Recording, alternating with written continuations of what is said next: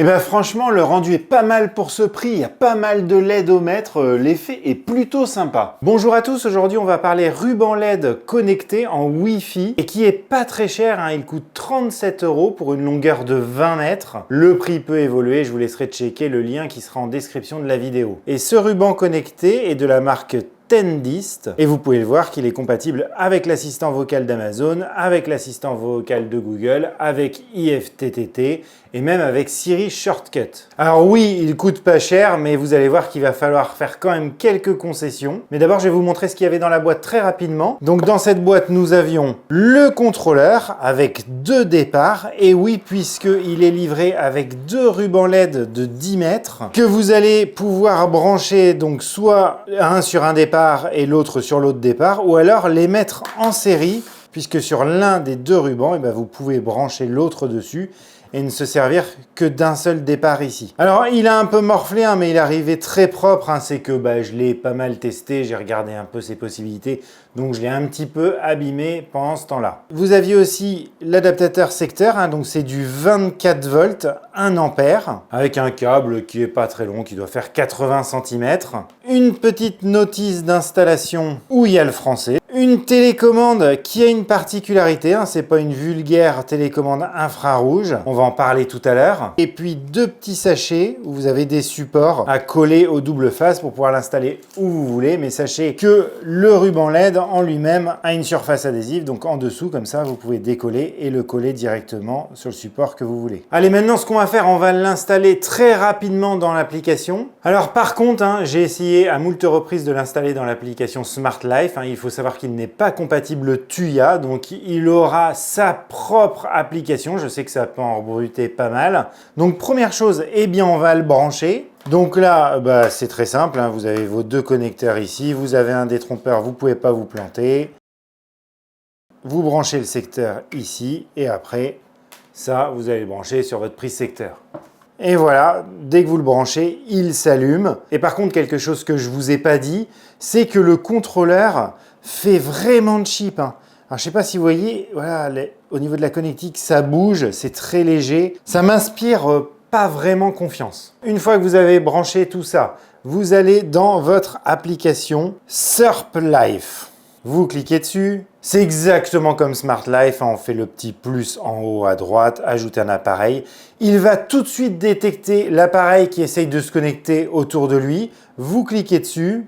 Alors bien sûr, je ne vous l'ai pas dit, mais la première fois que vous installez l'application, il va falloir vous créer un compte. Vous sélectionnez le réseau Wi-Fi sur lequel vous voulez le connecter. Donc on va choisir celui-ci. Vous saisissez votre mot de passe, vous faites continuer. Attention, hein, il faut que le réseau Wi-Fi soit en 2,4 GHz. On va dire qu'il va s'appeler Tendist et on fait suivant. On peut même l'affecter à une pièce, on s'en fout, on fait terminer. Donc après, directement sur l'écran d'accueil, vous pouvez, en glissant le petit bouton ici, l'éteindre ou l'allumer. Vous pouvez aussi régler la luminosité. Et en cliquant dessus, on va arriver à la gestion de l'appareil. Alors comme vous pouvez le voir, hein, il n'est pas RGB. Par contre, ce qu'on peut remarquer, c'est qu'il y a beaucoup de LED. Il y en a 120 par mètre. Alors on pourrait se dire, c'est énorme 120 par mètre. Oui, enfin, il y a une LED pour le blanc chaud et une LED pour le blanc froid. Et en fait, l'application va juste faire un mélange du blanc chaud et du blanc froid pour arriver à la luminosité qu'on veut. On va pouvoir aller de 3000 Kelvin à 6500 Kelvin. Donc ça, c'est un peu quand même d'un autre temps, hein, d'avoir 2 LED pour faire 2 couleurs différentes. Bon là, ça fait un peu bizarre, hein, et c'est un peu le ressenti. C'est qu'il ne respire pas la qualité. On n'a pas de revêtement PU dessus. Oui, il est recoupable à ces endroits-là, là, tous les 9 cm. Bon, ça c'est quand même classique, hein, donc il n'a rien d'exceptionnel. Si ce n'est sa télécommande, mais on va en parler tout à l'heure. Après, vous allez voir que le rendu quand même lumineux est pas mal, hein. Donc après, dans l'application, il y a des choses très simples, hein. Vous voyez, on peut passer du blanc froid au blanc chaud. Et là, vous vous rendez bien compte que la LED n'est pas la même. Là, on est en blanc chaud. Si on passe en blanc froid, hop, ça change de LED. Et si on est en blanc ni chaud ni froid, ça allume les 2 LED l'une à côté de l'autre. On peut également régler la puissance de l'éclairage. On a ensuite un mode musique où en fait, vous allez pouvoir faire éclairer plus fort ou moins fort suivant le rythme de la musique, soit avec une musique que vous allez lancer depuis l'application, ou alors en utilisant le micro. Alors attention, le micro, ça va être le micro de votre smartphone. Il va falloir que votre smartphone soit toujours à côté de la source de musique pour que ça fasse scintiller. Voilà, je vais l'activer. Et là maintenant, il réagit à ma voix. Donc vous avez le mode souffle comme ça, vous avez le mode scintillement comme ça où ça envoie plus sec. Vous avez le mode dégradé comme ça où là ça va changer doucement, ou après le mode saut où là il va s'allumer, s'éteindre, s'allumer, s'éteindre. Et puis après vous avez un mode scène. Donc là vous avez le mode souffle comme ça, voilà. Ça vous fait une petite animation lumineuse. Bon, après, il n'y a rien de franchement d'exceptionnel. Vous avez le mode travail où là, ça envoie tout ce que ça peut. Et puis après, vous pouvez vous en créer, donc soit en mode statique, soit en mode bougie. Voilà, donc là, c'est comme s'il y avait une bougie dans la pièce.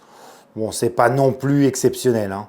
Si on revient sur notre écran principal, vous avez la possibilité en cliquant sur les 3 petits points en haut à droite de planifier l'allumage ou l'extinction de votre ruban LED en créant un calendrier en disant bah, moi je veux qu'à 19h52 tous les lundis et vendredis et samedis, je mets n'importe quoi, à ce moment-là, eh bien tu t'allumes pour une durée progressive, par exemple de 20 minutes. Et là, il va commencer à s'allumer.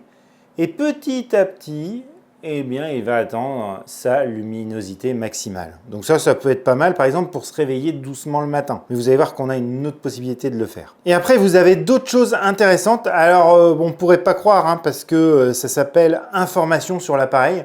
Donc on a l'impression qu'on va voir sur quel réseau Wi-Fi il est et tout ça. Ben non, en fait, c'est des réglages, hein, des paramètres.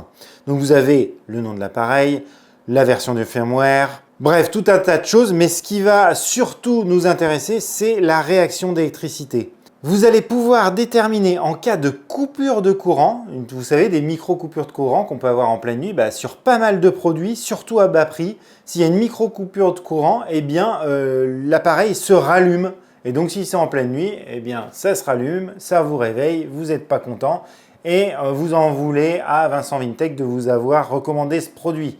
Eh bien là, vous pouvez choisir. Donc, vous pouvez lui dire, bah non, moi, je veux que s'il y a une micro-coupure de courant, eh bien, tu t'allumes. Ou alors tu t'éteins, ou alors eh bien, tu redémarres dans l'état que tu étais avant la coupure de courant. J'ai testé, ça fonctionne.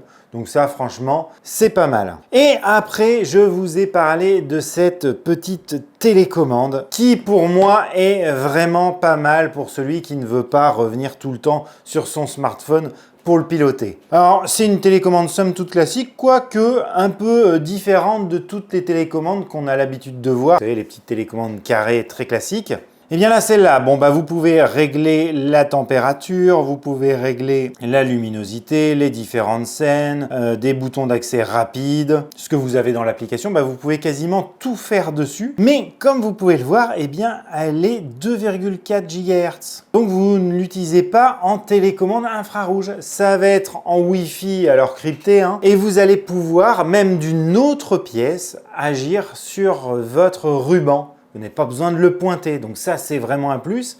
Et vous pouvez, dans l'application, définir, si vous en avez par exemple 2 ou 3 de la même marque, qu'une seule télécommande va piloter tous vos rubans, ou un seul. Et ça c'est quand même pas mal, hein, il fallait le noter, c'est quand même assez rare sur ce genre d'appareil à ce prix-là. Et puis dans l'application, vous allez pouvoir faire des scènes. Alors les scènes sont forcément très limitées, hein, puisque vous n'avez pas 50 000 appareils de cette marque, c'est surtout d'après ce que j'ai vu des rubans LED, mais vous allez pouvoir faire quand même quelques trucs. Vous voyez dans intelligent en bas, eh bien vous allez pouvoir créer des espèces de scénarios. Vous pouvez vous réveiller avec la lumière en vous disant bah moi le matin je veux que tu t'allumes doucement, ce qu'on parlait tout à l'heure pour me réveiller doucement, ou alors mettre en veille, c'est l'inverse, s'endormir avec une lumière qui descend. Vous avez aussi l'option si vous revenez à la maison ou vous quittez votre maison. Donc là, c'est pas mal, ça va le faire par rapport à un téléphone bien précis. Donc c'est avec le GPS de votre téléphone. Quand vous rentrez dans un périmètre autour de votre maison, et bien, automatiquement,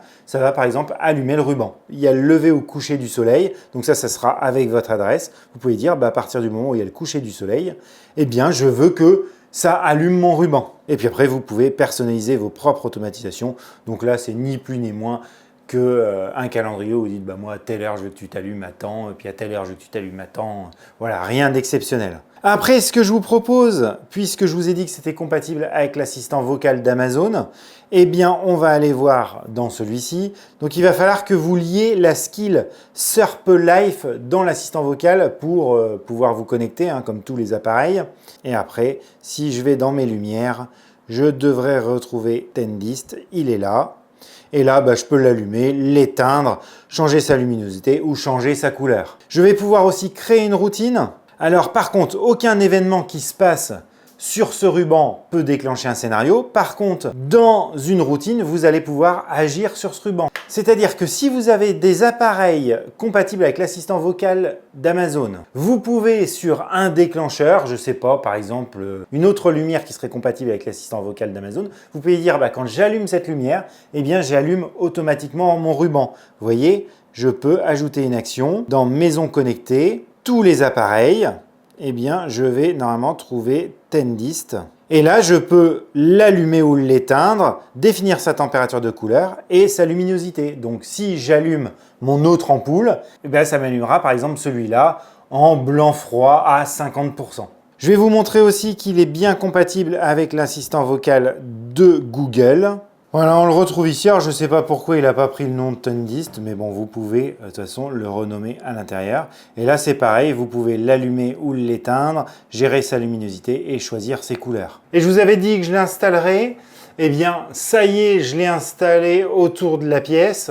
Et je vais vous montrer le rendu. Donc déjà, est-ce que c'est capable d'éclairer complètement une pièce? Alors sachez que moi, j'ai été obligé d'en couper un bout. J'ai dû en enlever 5 mètres, je pense. J'ai fait en fait un bout de 15 mètres. Quand je vous disais que vous pouviez les rabouter, en fait, c'est pas si simple que ça parce que le bout du ruban où vous pouvez raccrocher l'autre, eh ben, il y a toute cette partie-là, là, 10-15 cm, où bah, si vous le mettez au plafond, par exemple, bah, vous n'avez pas de LED. Donc c'est un peu moche. Donc j'étais obligé de partir les deux rubans sur le contrôleur et de partir en T, en fait. Et donc je vais éteindre mes softbox et on va s'allumer qu'avec ça et on va voir bah, si ça suffit pour éclairer une pièce. Donc là, j'éteins mes softbox.